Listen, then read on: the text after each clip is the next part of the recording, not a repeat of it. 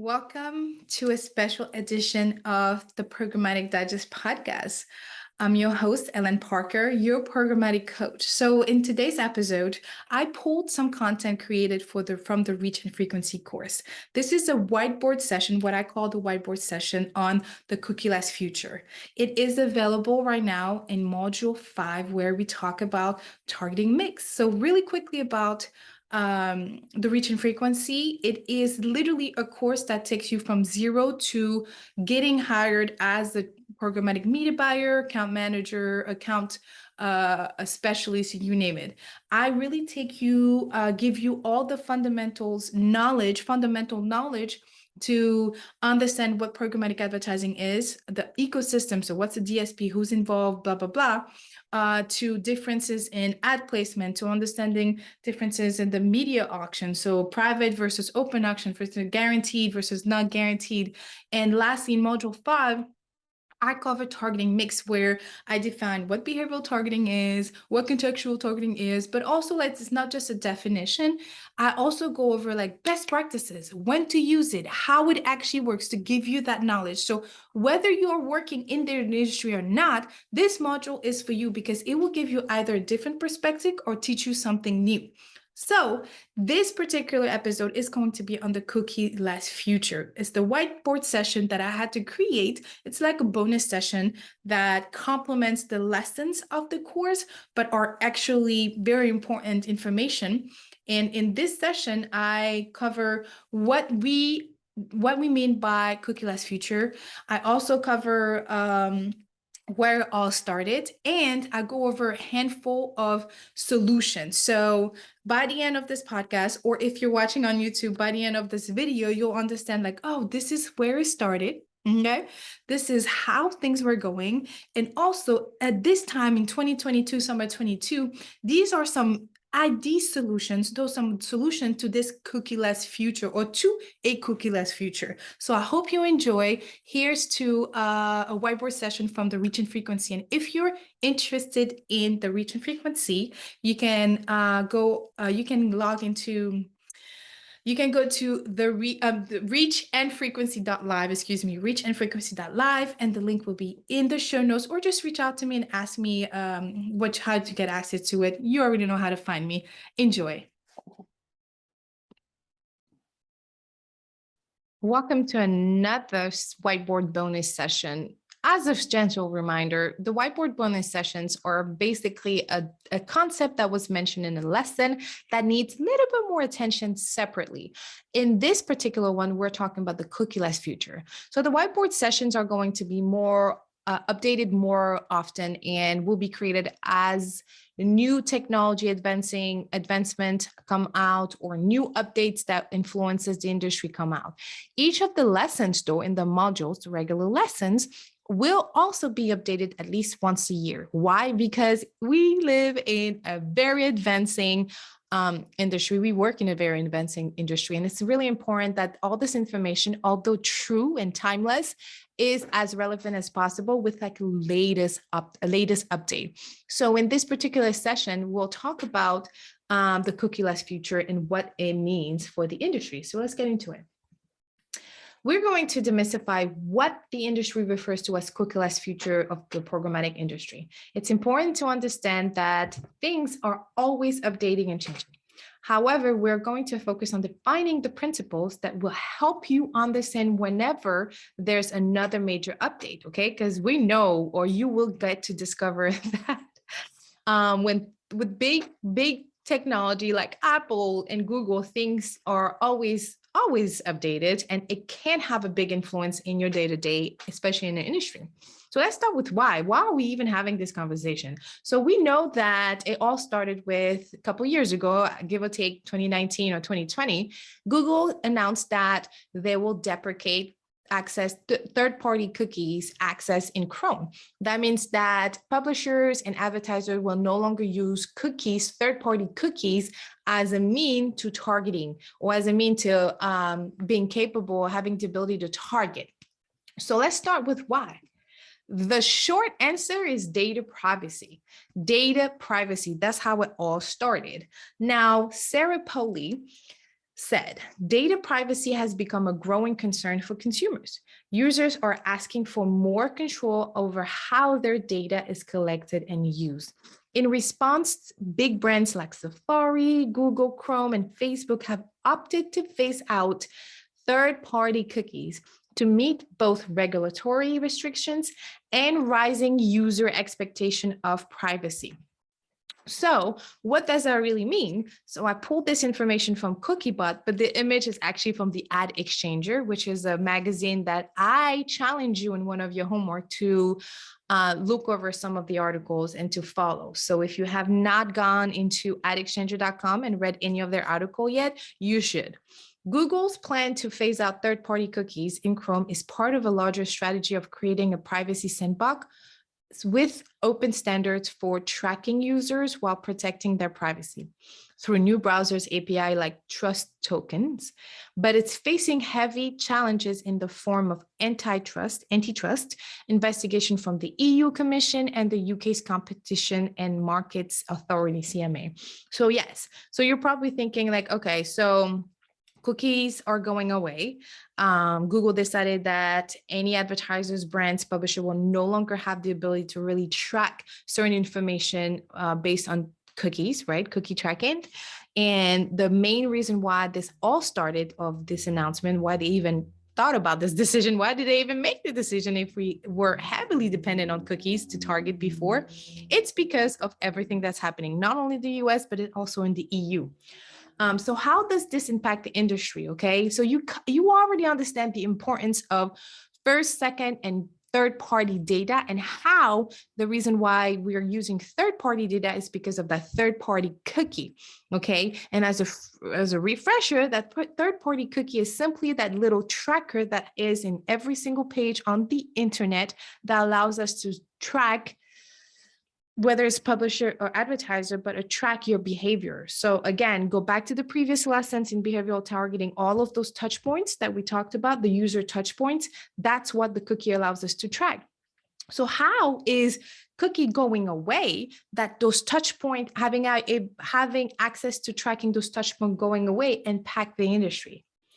Well, let's start here. Chrome is the most common browser with over 63% of the market share globally. Honestly, between you and I thought it was going to be in the highest 80%, okay? But my Stu1 says 63%. It does not surprise me that it's over half of the market using Chrome.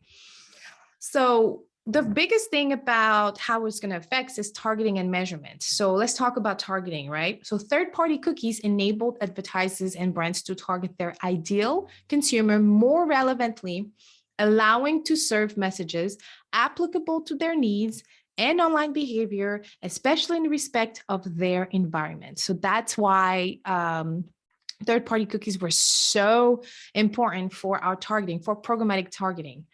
Without third-party data, this type of behavioral targeting is almost impossible. So everything you learn in lesson 2 of this module almost goes away, okay? But hold up, it's not a waste of time. If you haven't gone through that lesson, you better stop right now and go back to that lesson because it's really important. And then before the end of this whiteboard session, we'll talk about solution and how the replacement of it. So the second thing I wanted to talk about is measurement and attribution. So third-party cookies enables advertisers to measure ad campaign performance and accurately attribute the conversions to specific ads or place or time. This was an important piece of an ad campaign optimization, y'all. Being able to track all of those touch points gave us the full picture of our consumer journey. So now that we don't know how many times this person has gone back to the website, purchased this or not, really affect us. It affects measurement and affects attribution of this measurement of the performance of the ad campaign. And the biggest, I mean, you've heard me say it, it's almost like a drinking game at this point, right? Drinking keyword game. The biggest thing about programmatic advertising is that technology allows us not only to target, so targeting capabilities, but to measure every targeting capabilities touch point, everything, and then attribute credit to this from an ad perspective, right? We are able to attribute what channel, what touch point actually led to this conversion. So that's a big deal. But hold up. Now you understand what's happening. You understand the source of maybe how it started. It actually did not start with Google, although Google has been in the picture, at least as of mid-year 2022. Google has been in the picture a lot, but it did not start with Google. So here's a timeline from Sarah Polley's article, actually, and it just gives us a little bit of when and what started. So back in 2017, Apple Safari implemented something they called Intelligent Tracking Prevention, ITP. You basically just giving their people, Apple users, the ability to know when they're being tracked or not, or when their data is being used by advertisers. But fast forward 2018 to 2019, same thing happened with Firefox. They called theirs enhanced tracking protection. Y'all see how you remember at the beginning of this whole course, I told y'all, if there's one thing we love in this industry is that like acronyms, new buzzwords. So Apple calls it ITP, Firefox calls it ETP. We now know that Apple calls it, well, Apple Safari rather, and Apple mobile calls it IDFA, Chrome calls it what. There's always something, but it's pretty much represents somewhat, they're trying to all say the same thing, okay? So in 2021, Apple IDFA requires users now to give their permission to allow brands and advertisers like you and I to collect their data. And now Google Chrome announcing deprecation was, it actually came out in 2021, but the reason why 2022 and 2023 are in here is because that's when they're actually officially going to do it. So they announced that they were going to do it back in 2020, but they give the industry 2 years and now 3 years to get to that. And so starting next summer, so summer 2023, I believe, if anything doesn't change before that, they are saying that they're going to start deprecating some cookies progressively. Okay, so they're starting next summer. So let's really understand what each of them. So I'm going to focus on Firefox. I'm going to focus on Apple, since we kind of know what's going on with Google. And again, this is recorded June 2022. And some of this information has been researched from May 2022 and updated in June 2022. I literally have made sure to update these as much as possible to the last minute before recording, literally fresh off the press before recording, because there's so many moving pieces.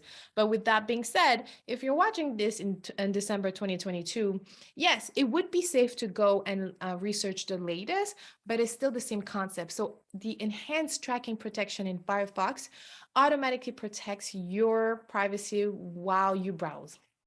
It blocks trackers that follow you around online to collect information about your browsing habits and interests without breaking site functionality. ETP 2.0 stops known trackers from having access to your information, even those with which you may have inadvertently visited. ITP 2.0 clears cookies and site data from tracking sites every 24 hours. So you can see how it can impact targeting. Using a browser like Firefox can impact your targeting and your measurement, because after 24 hours, you lose some of this data and it's going back to square one. So go ahead and scan that QR code and go back to reading the whole article afterwards. And I encourage you, continue doing your own research and reading on it. If you're not clear about a definition here, just take a breather, first of all, okay, move your body a little bit, go eat and rest a little bit, because it's a lot of information. And then continue your research and continue trying to understand. These companies, the biggest thing about this lesson is that these companies are trying their best to respond to what? Data privacy, consumer data privacy. So this type of technologies that they're coming out with are the best way to do that in this moment, in this hour that you're listening to this. And the biggest thing is giving the consumer control over that data by understanding what other vendors, advertisers, whichever, are doing with this data. So IDFA is the most recent from Apple. So that's the only one that will be covered in this session. But again, you're more than welcome to go ahead and cover the other ones. This one has had a big impact in the industry in the last 2 years, since the very first iOS update. So the identifier for advertiser, IDFA, is a random device identifier assigned by Apple to a user's device. Advertisers use this to track data so they can deliver customized advertising. The IDFA is used for tracking and identifying a user without revealing personal information. So if you have an Apple phone, you more likely have already seen this, like the example is saying, this is how you want to look at it and understand how your each application you're using on your mobile phone is using your data, or what type of privacy level you have. And if not, it allows this pop-up that says, like the example on your screen, pal about would like permission to track you across the website, blah, blah, blah. Allow tracking, ask app not to track. So again, from a consumer perspective, we know that consumer like personalized ad, but when this came out, what was it? I think it was App Flyers that said, and this data may have been updated, but it was like only 35% of people opted in. So somebody like a Facebook that really relies on IDFA to maximize their targeting capabilities, it affected their business, right? And you can go Google it as well. Facebook numbers dropped, I think, in 2021 and 2022 when IDFA first came out. I mean, IDFA came out in every other update. But long story short, this is simply just to let the consumer understand how their data is being used and who is using their data and how much of their data is being used, okay? So that's really, really important. And in another whiteboard session later on, we'll talk about things like GDPR or California's privacy protection plan or act. But yeah, so this definition is based on a website called Adjust, and I thought it was very, very, very easy to understand. Okay, so let's get moving. Oops. Okay, so what are the solutions? So this is the part that is the yay part. But again, and I'm sorry if this sounds really repetitive, y'all. I swear I'm sorry, but it is what it is, right? I have to say this. Things are moving a lot. Things are moving very fast. Some of the solution may be updated by the next time you watch this lesson, but this is why it's a bonus session, because I break down and demystify some of those concepts to give you that background information so that when you are in front of the next interviewer or hiring manager, you're able to have certain level of conversation. And I guarantee you, if you understand some of this concept, it is going to give you, you can use this as a leverage in your interview conversation. You can ask questions such as, hey, I understand that cookie deprecation is a big deal. What are some of the partners you're using right now in terms of ID to understand the full picture of how you're measuring? Or what are some of the ID solution partners you've considered testing or currently testing? Asking those type of questions are really important. And if they ask you a question back about this and you don't know, you can answer very easily by saying, well, I understand that there is a lot moving and some of the solution includes boom, boom, boom, which is in this deck, okay? So focus on understanding what is out there, what type of solutions are out there, so that you can leverage this type of information in the interview. And I swear the interviewer or the hiring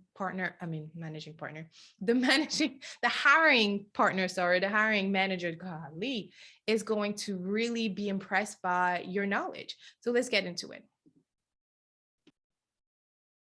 So it wouldn't be it wouldn't be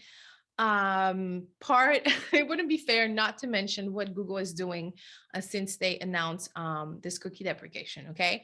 The privacy sandbox is something I'm not really identifying in some of those slides, but the privacy sandbox is, Google's privacy sandbox is basically a group or network of other individuals in Google and within the industry that are really working hard, basically in layman's word, they're working hard to come up with replacement, but also to identify other privacy regulation concerns and implement other solutions for those. So how do they do that? Well, their focus, so the mission of the Google's privacy sandbox are as follows, those 4 points. They're focusing on how to deliver ads to large groups of people without collecting identifying data from users' browsers, how to enable conversion measurement for advertisers without individual user tracking, across the web, excuse me, how to detect and prevent fraud on ads. Example like bots clicking on ads instead of real user. How to let website collect user data from browsers APIs that maintain the anonymity of individual users. So it's again, it's very related to privacy and users privacy, but particularly let's talk about trust token API and Flock. One of Google's initiative is to replace third-party cookies in Chrome with so-called trust tokens. Google's trust token API would replace third-party cookies in Chrome with non-personalized, cryptographically signed tokens to authenticate a user. This is basically a fancy word for saying that they're finna just keep a way to anonymize the user. That's it.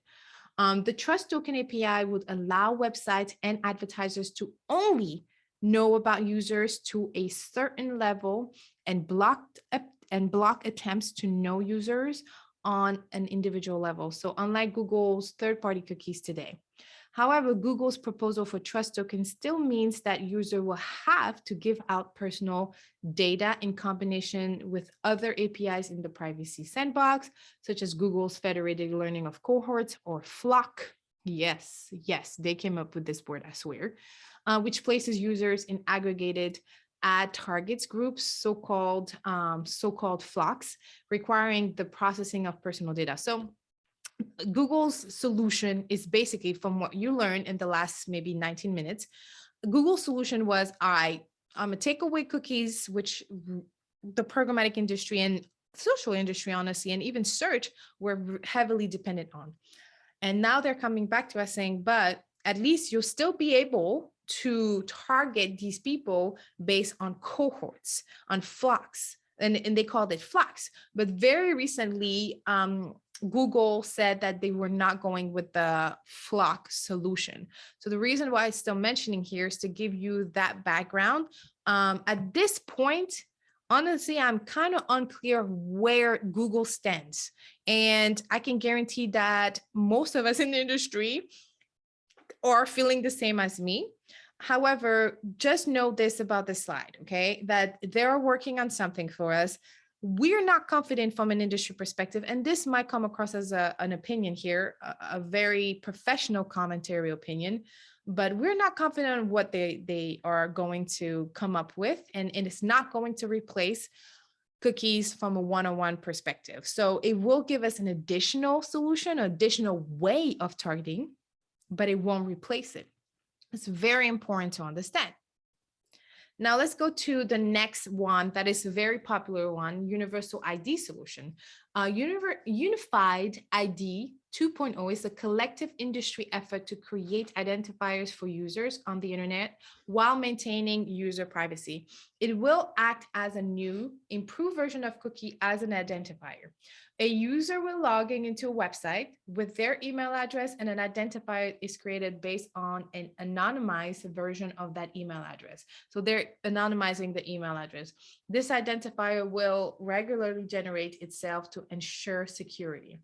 Unified ID 2.0 is compared to cookies developed so the internet user can set their preference to how data is shared, putting the consumer in the driver's seat. So the consumer has the ability of saying, yes, track, here's how much of it you can track and whatnot.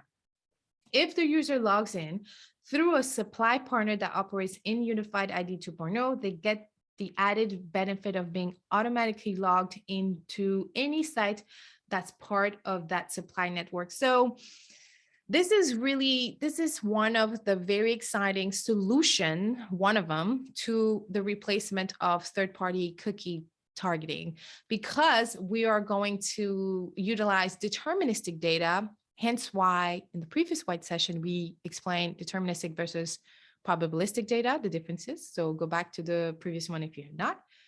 But this is why it is an exciting opportunity here. It's because most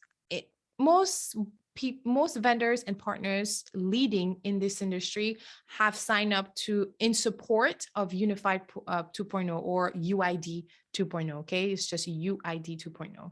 So it is giving us buyers and traders and anybody else the ability to really have this universal language that we can.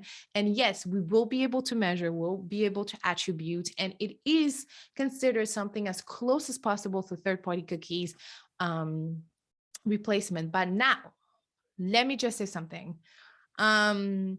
Because this is kind of dependent on deterministic data, right? Logins data based on emails.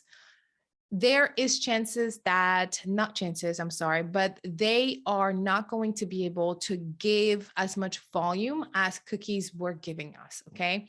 So the data was, there was big data, the word was big data when third-party cookie or third-party data was utilized.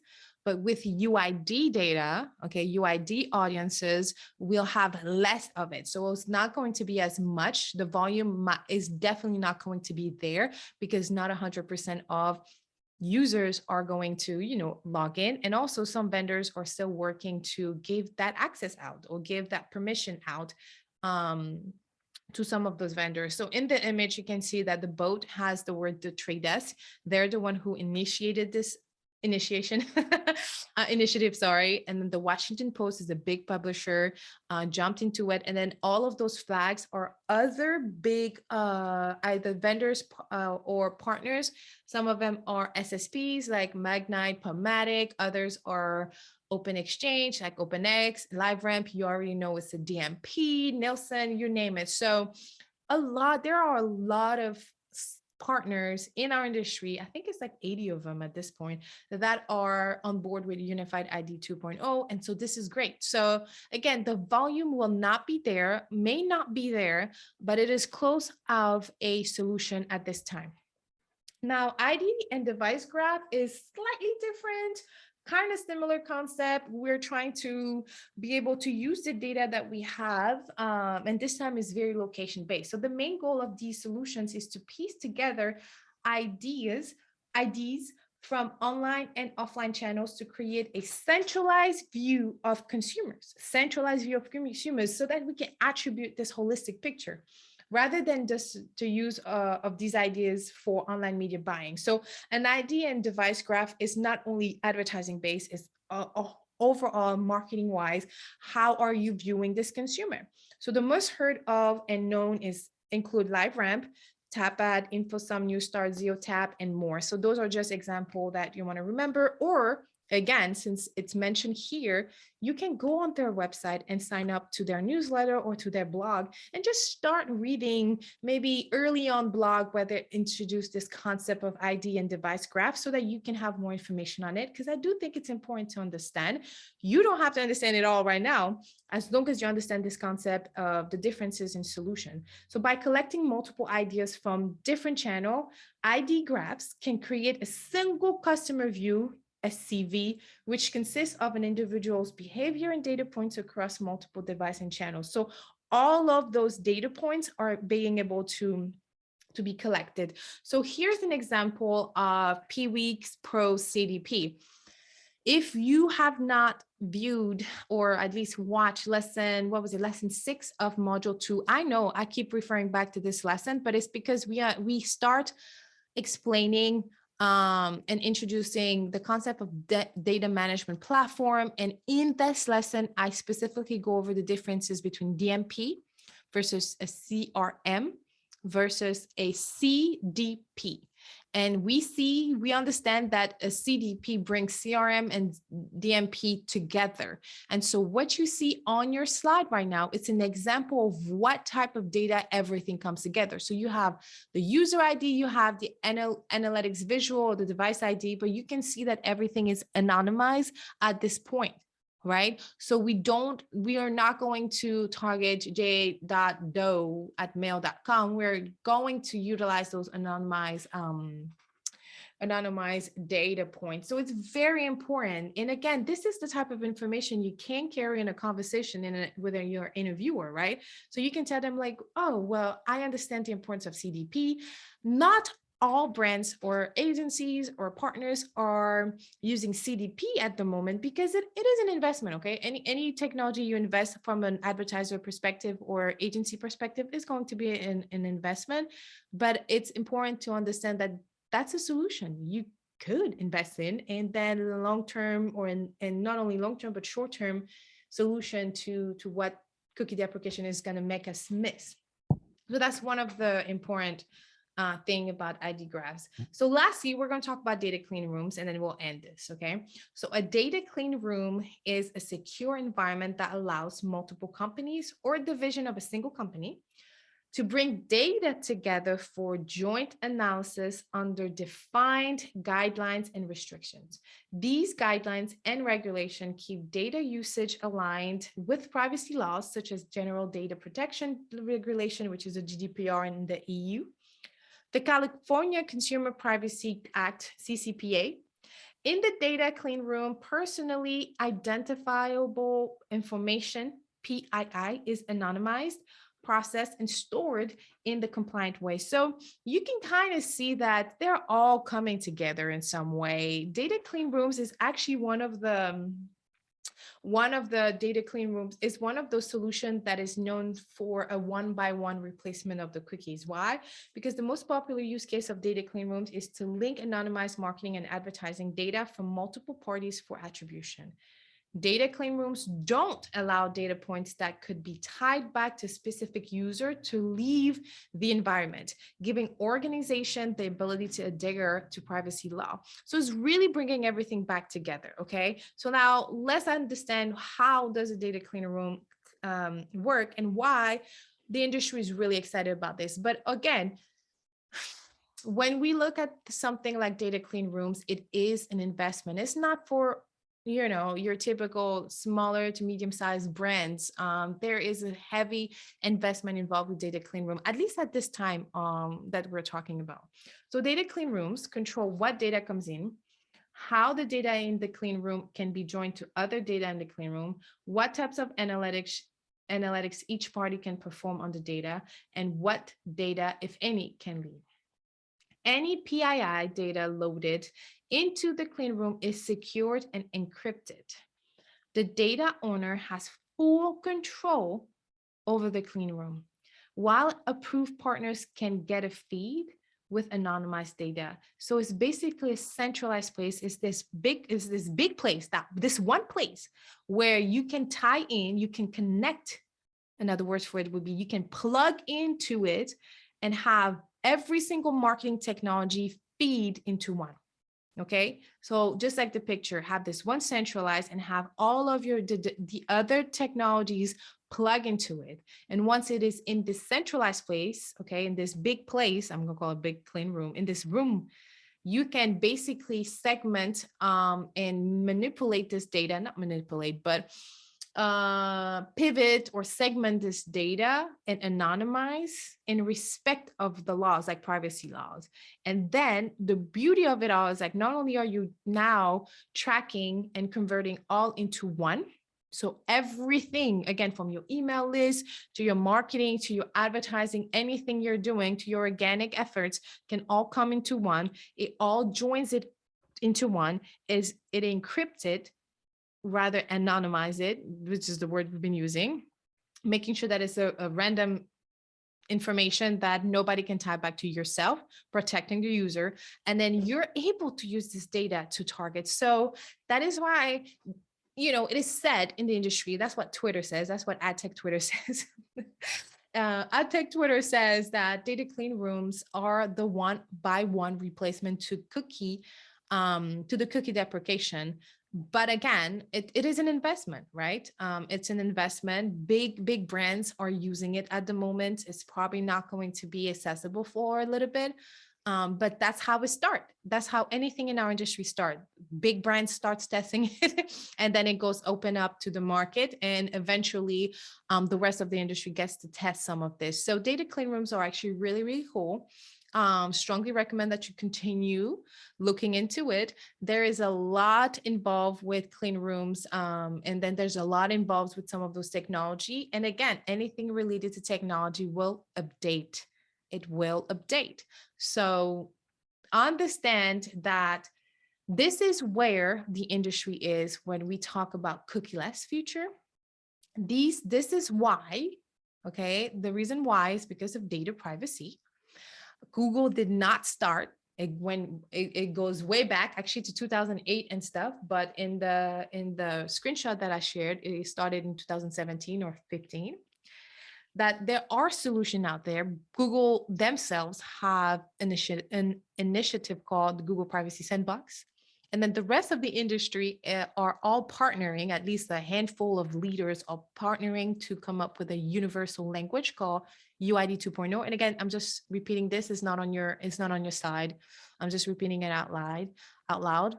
The second solution that the industry is coming up with is ID and mobile graphs. And then lastly, data clean rooms. So these are all information you might want to just remember them. It's going to make you look really good if you're able to have some level of conversation in front of an interviewer. But again, if you don't, that's cool. That's why we're here to learn. Don't expect to understand all of it at once. You might go over and over with this lesson, and that is absolutely okay. All right. All right. We'll see you in the next lesson.